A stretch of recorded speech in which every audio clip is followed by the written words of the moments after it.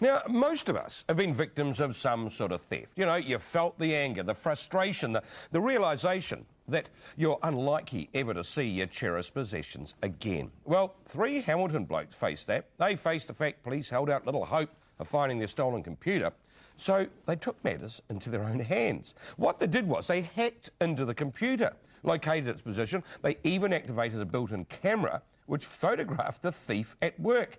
And as you'll discover, some X-rated play. They then called the police, who swooped, and as Donna Marie Lever explains, soon the technology may be available for free to everyone who has a computer stolen. They've done what police couldn't. Steve, Dale and Paul, a trio of highly savvy techno geeks, have cracked their own crime case, hacking into the heart of their stolen computer to get it back and collecting evidence for police. We called ourselves junior detectives while we were doing it. We didn't print out badges, but we considered it. We really didn't think it was possible. Late last year, thieves broke into Dale's Hamilton home and snatched his Apple iMac. She's got eyes like your mum because she's half Thai. The computer held the only pictures of his little girl Eliza's first years on its hard drive.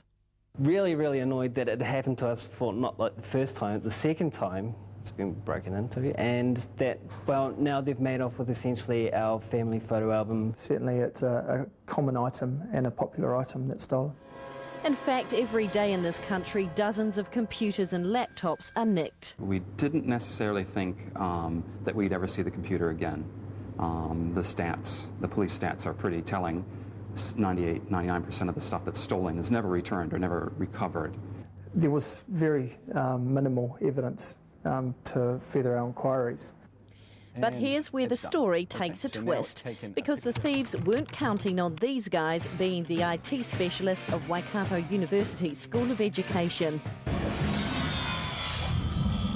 Their plan was to hack into the stolen computer, take control, and get the computer to tell them exactly where it was. When the computer was online was the only time when we could connect to it. So the first step was writing some software that monitored the computer and alerted us via our cell phones.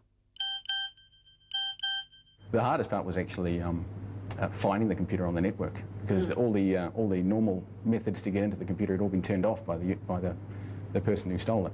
But they quickly discovered the unique internet account number, narrowing the search down to around 100 homes. To find the exact location, they turned to what became their biggest weapon, a tiny camera already built into the stolen computer. They were able to activate it by hacking in again. And they hit the jackpot, capturing snapshots of the people using it.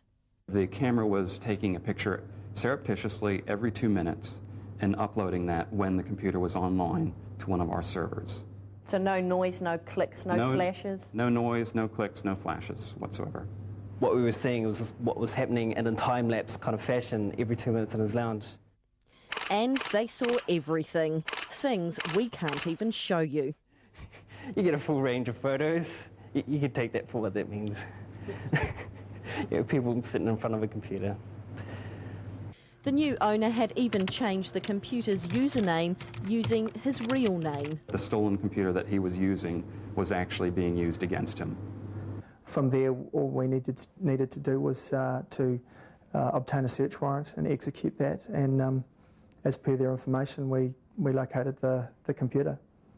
Returned to Dale and his family. Even his precious photos, which had been deleted, could be restored.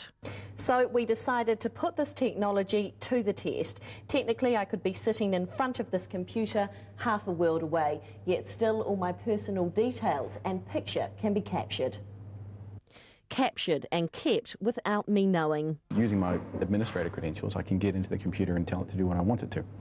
So if I open what's called a secure shell. Now, a secure shell is a connection to the behind-the-scenes side of the computer, 10.10.1144. Well, it's probably a bit hard for me and a lot of people to understand. Understand it or not, soon everyone may have it, and free of charge. The software is out there at cost in the United States, but what we're going to do is just make it free here in New Zealand for the schools to use and for average everyday person. But could the software be used for more sinister things? You know, just because you and I have cars doesn't make us boyhood racers, you know. In every society, there is going to be individuals that will bend the rules, break the rules. While there is kind of a Big Brother feel to it, without actual ownership or knowledge of the computer or the environment on it, you really can't do this. The tracking device is still being developed for everyday use, but will work a bit like this. If your computer is stolen, it will trigger an internal alarm when it's turned on and connected to the internet. Then it will automatically start taking pictures of who's in front of it. They'll be sent to you to take to authorities. If you have the right credentials to it, then you can do anything you like. There is literally no limit to what you can make your computer do. It's sort of the way of the future now, isn't it? I hope so, because it certainly does make our job a lot easier and a lot more successful as well. Well, of course, in this case, the computer is now back with its rightful owners, but police are yet to make an arrest or lay any charges. They say they are still investigating and hope to close the case soon. Now, still to come, oops, she's done it again. Britney Spears is in the stook again. We bring you the latest. Hi, Britney.